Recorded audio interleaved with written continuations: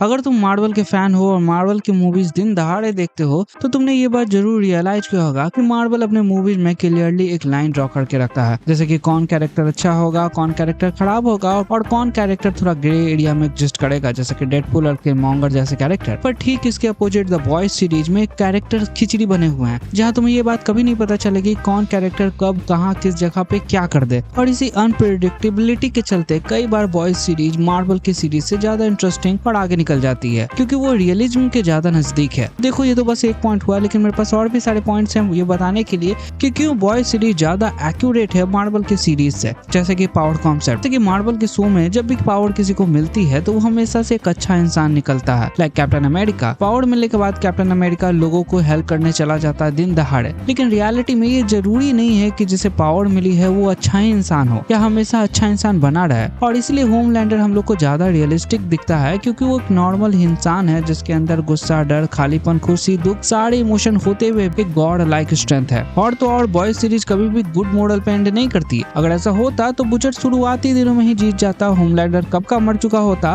और स्पीड कभी भी उस लड़की को हिट नहीं करता। लेकिन ठीक इसका अपोजिट मार्वल हमेशा ये कोशिश करता है कि वो हमेशा एक अच्छी एंडिंग दे। अगर तुम इन्फिनिटी वॉर को छोड़ दो तो लगभग सारे मूवीज में मार्वल यही तरीका अपनाता है। अब इसका बेहतरीन एग्जांपल तुम्हें अल्ट्रॉन वाली मूवी में दिखेगा। जब अल्ट्रॉन पूरी की पूरी सिटी को उठा लेता है तो उसमें रिस्क और कैजुअलिटी काफी ज्यादा हाई हो सकते थे, लेकिन वांडा और उसका भाई वो सारे लोगों को बचा लेते हैं और वो दोनों भी अच्छे कैरेक्टर्स में बदल जाते हैं, जहाँ पे मूवी अपने आप को एक्सक्यूज देके एक अच्छी एंडिंग पे खत्म हो जाती है। और अगर इस सीन को तुम होमलैंडर वाले प्लेन क्रैश सीन से कंपैरिजन करो, जहाँ पे होमलैंडर गलती से कंट्रोलर को तबाह कर देता है और ये बात जानता है कि किसी को बचाया नहीं जा सकता, तो वो किसी को बचाता ही नहीं है, यहाँ तक कि कोशिश भी नहीं करता है ताकि कोई भी आई विटनेस यहाँ ना रहे और उसकी छवि पे कभी दाग नहीं लग पाए। अब देखो ये बात कहना कि पूरे के पूरे होमलैंडर में ही सारी गलती और बुराइयां हैं, नहीं।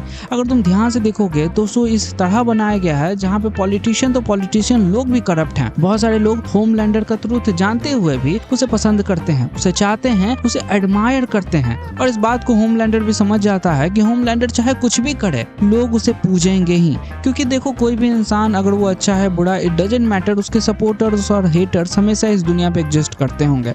हिटलर के भी करते थे, होमलैंडर के भी करेंगे। अब अगर आगे देखो तो मार्वल के कैरेक्टर हमेशा से मॉरली स्ट्रांग रहे हैं। जैसे कि आयरन मैन को ही देख लो कि शुरू में जब आयरन मैन इंट्रोड्यूस हुआ था मार्वल यूनिवर्स में तो उसे सेल्फिश, एरोगेंट और इगोइस्टिक दिखाया गया था, लेकिन मार्वल की मूवीज हर बार आयरन मैन को ये हिंट देती रहती है कि वो इतना भी सेल्फिश आदमी नहीं है और एंड गेम में तो उसने दुनिया को बचाने के लिए खुद को ही तबाह कर लिया। अब देखो द बॉयज सीरीज में कोई भी कैरेक्टर परफेक्ट नहीं है या उसके बाद मोरल बैलेंस नहीं होता। एक बुचर को ही देख लो कि स्टार्टिंग में वो हीरो की तरह प्रेजेंट किया जाता है, लेकिन जैसे जैसे सीरीज आगे बढ़ती है हम लोग को पता चलता है कि वो भी कुछ दूध का ढीला नहीं है और उसके ऑब्जेक्टिव बहुत ही ज्यादा मोरली करप्ट हैं। स्टार लॉर्ड अपने आप को कॉम्प्रोमाइज करती है सिस्टम में रखने के लिए। क्वीन मकाबे भी शुरुआत में अच्छी दिखाई जाती है, पर वो होमलैंडर के हर गुनाहों में साथ देती है उसे छुपाने के बाद। तो सिर्फ होमलैंडर ही इस पूरी सीरीज में गलत है, ये बहुत बेकार बात होगी। इसके अलावा भी इस सीरीज की पॉलिटिक्स भी गजब की है, जहाँ पे white international public relation department ये बात निश्चित करता है कि सुपर हीरोज की हमेशा से क्लीन इमेज बने रहे, चाहे वो कितना भी घटिया काम क्यों ना करते रहे, और लोगों के मन में उसके लिए एक सॉफ्ट कॉर्नर को तैयार करना यही व्हाइट कंपनी करती है, जो कि गलत है। देखो कहीं ना कहीं मार्वल के मूवीज में जवाब देना पड़ता है। इसका बेस्ट एग्जांपल मिलेगा 2016 के Captain America Civil War movies में। अब देखो सिविल वॉर हुई ही इसलिए थी क्योंकि उसमें गवर्नमेंट और पब्लिक इशू बीच में आ जाते हैं, लेकिन मूवी मेन फोकस करती है कैरेक्टर के बीच में राइवलरी को लेकर और उनके खुद के प्रॉब्लम से लेकर। The boys series more brutal और वायलेंस है, मतलब उसके बीच में कोई भी पर्दा नहीं है। सर उड़ रहा है तो उड़ रहा है, इंटेस्टाइन बाहर आ रही है तो आ रही है, जहाँ तक कि बॉडी को चिदरे उड़ाते हुए भी हम लोग को दिखाया गया है। अब ये बात सच है कि लोगों को अलग अलग टेस्ट पसंद आते हैं उनके मूड के हिसाब से। कुछ लोगों को वायलेंस पसंद है, कुछ लोगों को वायलेंस पसंद नहीं है, लेकिन एमसीयू की मूवीज में वायलेंस को हर बार इतना डाइल्यूट कर दिया जाता है कि जो हीरोज आर रेटेड है उनके भी पोटेंशियल को मार्वल खो देता है। जैसे कि डेडपूल जब मार्वल में इंट्रोड्यूस हुआ तो उसकी मूवी में इतना खून खराबा नहीं था जितना डेडपूल 1 में था, या फिर मून नाइट जिसका पूरा कैरेक्टर ही एक आर रेटेड है,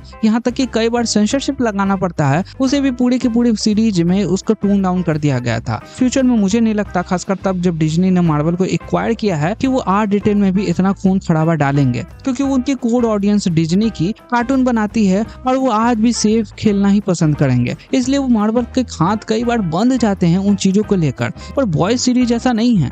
बॉयज सीरीज में कोई भी बाउंड्रीज नहीं है कि किसी भी चीज को करने के लिए, और इसीलिए कई बार बॉयज सीरीज ज्यादा उन चीजों को खुलकर दिखा पाता है जो मार्वल अपने सीरीज में लैक करता है।